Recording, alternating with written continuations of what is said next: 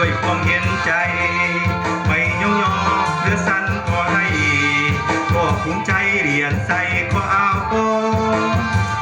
ทุกสิ่งทุกอย่างที่ตามแนวทางบ่เคยจมเมาสิกูสิเลี้ยงก็เมาเจ้าสิแผนงานสู่โครงการเป็นทหารผลิตก็คิดภูมิใจกบเหมือนนักกบทั่วไปพวกเขาก้าวไปพร้อมกันสร้างสรรค์เขาก้าวเดินไปพร้อมตัดสินใจเกิดนานาเลี้ยงสัตว์ให้ขยายออกมาประสานก้าวหน้าให้จะเดินก้าวไป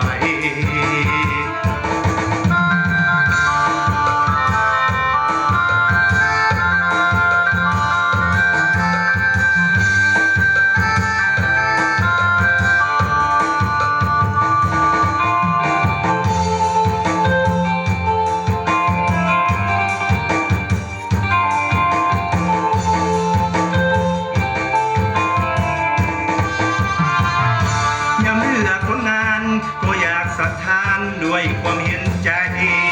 ไปเยี่ยมน้องเดือดสั้นก็ได้ก็ภูมิใจเรียนใส่ก็เอา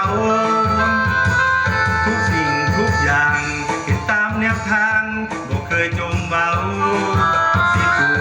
สิเลี้ยงก็เมากับสิแผนงานสู่โครงการเป็นทหารผลิตก็คิดภูมิใจเหมือนนักบกทั่วไป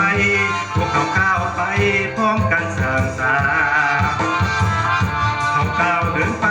พร้อมตัดสินใจ